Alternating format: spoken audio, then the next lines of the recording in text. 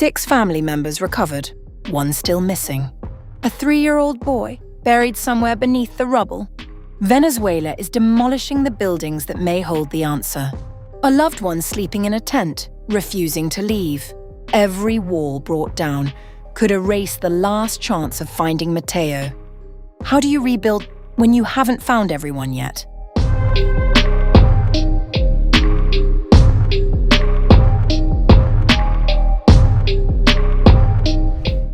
Venezuela has begun tearing down unstable buildings after its deadly earthquakes.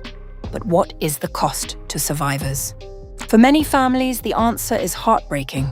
6 weeks after Venezuela's twin earthquakes devastated the coastal state of La Guaira, heavy machinery is clearing mountains of rubble. Buildings that are too dangerous to stand are now being demolished. But for the survivors, every wall brought down could also erase the last chance of finding a loved one.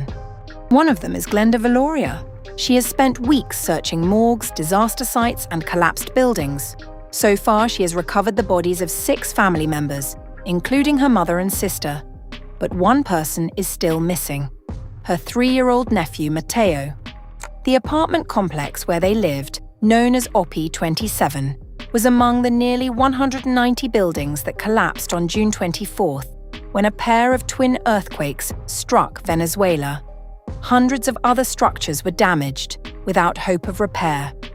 As authorities move ahead with controlled demolitions to remove dangerous and unstable buildings, many survivors fear the recovery effort is turning into a race against time. It marked the first building to be brought down in a controlled explosion, with more demolitions expected in the coming weeks.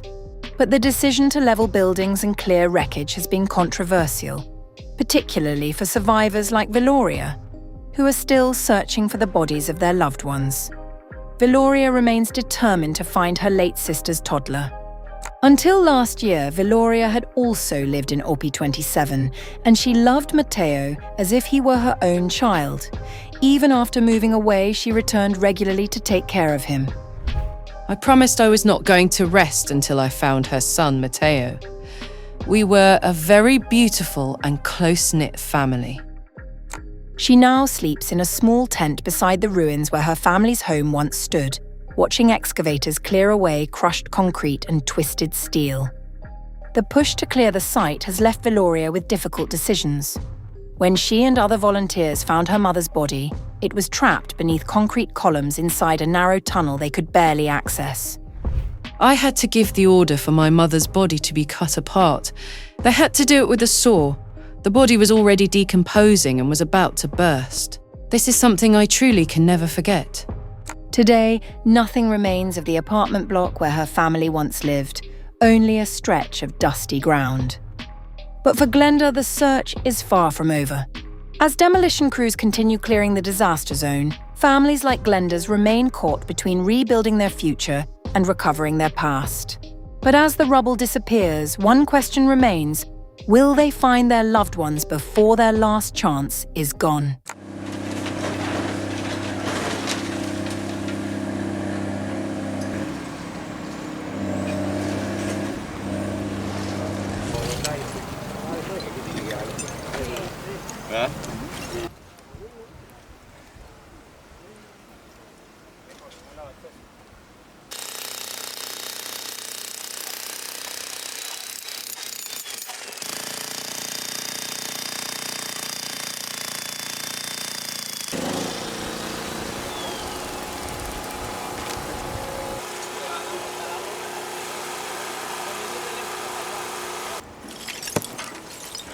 Aquí no vamos por esta misma vena.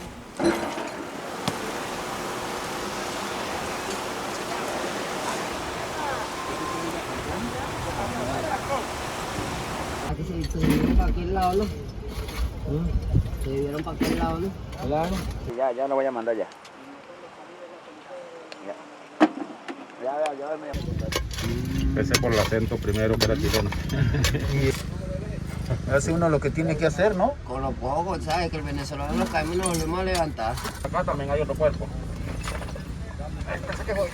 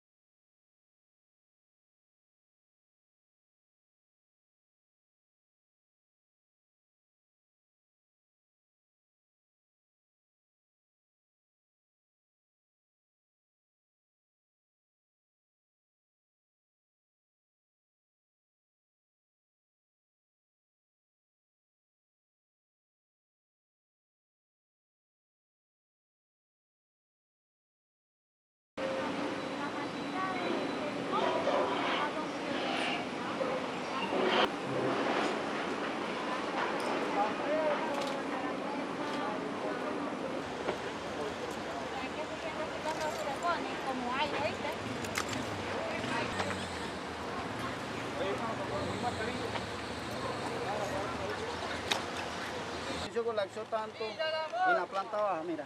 Sí. La tierrita. Está pisado. Una comunicación con él. Sí, lo que pasa es que la labor de él como tal, que era surtir el agua.